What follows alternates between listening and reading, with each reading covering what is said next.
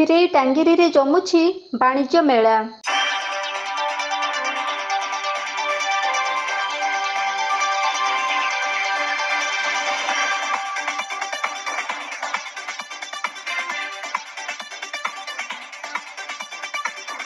କେନ୍ଦୁଝର ଜିଲ୍ଲା ପାଟଣା ବ୍ଲକ ଅନ୍ତର୍ଗତ କ୍ଷୀରେଇ ଟାଙ୍ଗିରିରେ ପଡ଼ିଛି ବାଣିଜ୍ୟ ମେଳା। ପ୍ରଥମ ଥର ପାଇଁ ଖୋଲାଯାଇଥିବା ଏହି ବାଣିଜ୍ୟ ମେଳାରେ ଆଞ୍ଚଳିକ ଲୋକଙ୍କ ଗହଳି ଲାଗିଥିବା ଦୃଶ୍ୟ ଦେଖିବାକୁ ମିଳିଛି। ବେଳବୁଡ଼ି ସଞ୍ଜ ଘନେଇ ଆସିଲେ ମେଳା ପଡ଼ିଆ ଚଳଚଞ୍ଚଳ ହୋଇଉଠେ। ନିଜର ଆବଶ୍ୟକୀୟ ସାମଗ୍ରୀ କିଣିବା ପାଇଁ ମେଳାରେ ପଡ଼ିଥିବା ଷ୍ଟଲ୍ ସମ୍ମୁଖରେ ଭିଡ଼ ଲାଗିଥାନ୍ତି ଗ୍ରାହକ। ବିଶେଷ କରି ମହିଳାମାନଙ୍କ ପାଇଁ ଆବଶ୍ୟକୀୟ ସାମଗ୍ରୀ ମେଳା ପଡ଼ିଆରେ ଭରପୁର ରହିଥିବା ବେଳେ ମହିଳାମାନଙ୍କ ଅଧିକ ଗହଳି ଦେଖିବାକୁ ମିଳିଛି।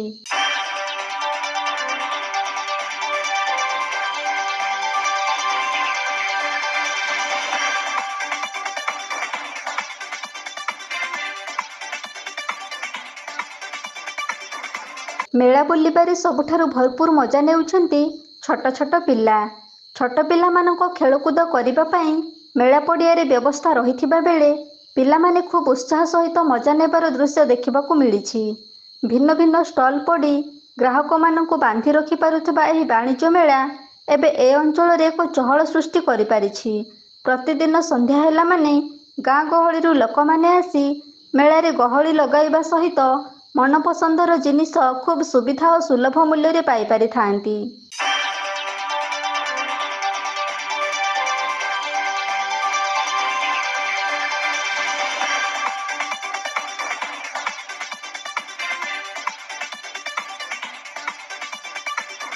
ଏହି ବାଣିଜ୍ୟ ମେଳା ଲୋକମାନଙ୍କ ଆବଶ୍ୟକତା ପୂରଣ କରିବାରେ ମାଧ୍ୟମ ସୃଷ୍ଟି କରିଥିବା ବେଳେ ପ୍ରଥମ ଥର ଖୋଲାଯାଇଥିବା ବାଣିଜ୍ୟ ମେଳା ସମସ୍ତଙ୍କ ମନକୁ କିଣି ନେବାରେ ସଫଳ ହୋଇଛି।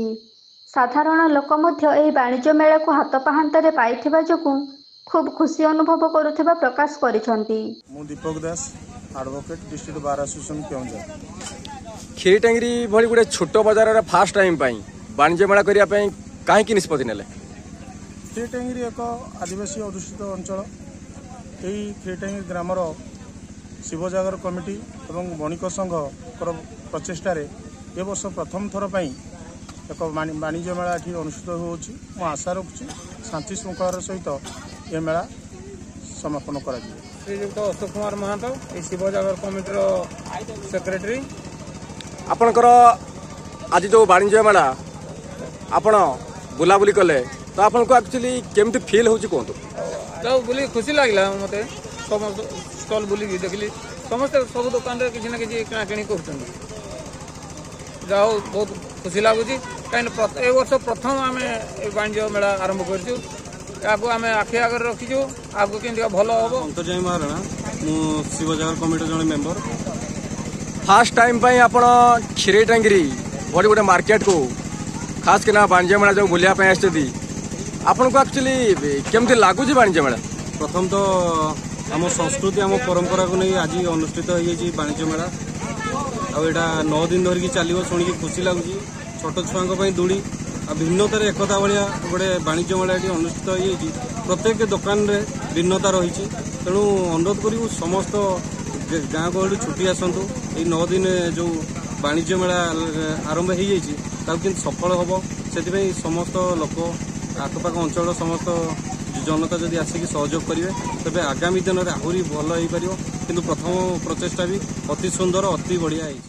ଖୁବ୍ ଉତ୍ସାହ ସହକାରେ ବାଣିଜ୍ୟ ମେଳା ଉପଭୋଗ କରୁଥିବା ବେଳେ ଆଗାମୀ ଦିନରେ ଏହାକୁ ଅଧିକ ସରଗରମ କରିବା ପାଇଁ ଆୟୋଜକ କମିଟି ସୂଚନା ଦେଇଛନ୍ତି। ସମସ୍ତଙ୍କ ସହଯୋଗ ସହିତ ଶୃଙ୍ଖଳାରେ ବର୍ତ୍ତମାନ ସୁଦ୍ଧା ବାଣିଜ୍ୟ ମେଳା ସୁରୁଖୁରୁରେ ଚାଲିଥିବା ଯୋଗୁଁ ମେଳାପ୍ରେମୀ ଦୋକାନୀ କୌଣସି ଅସୁବିଧାର ସମ୍ମୁଖୀନ ହୋଇନାହାନ୍ତି। ଆଶା ରଖାଯାଉଛି ଏହି ବାଣିଜ୍ୟ ମେଳା ଖୁବ୍ ଶାନ୍ତି ଶୃଙ୍ଖଳାର ସହିତ ବିଦାୟ ନେବ।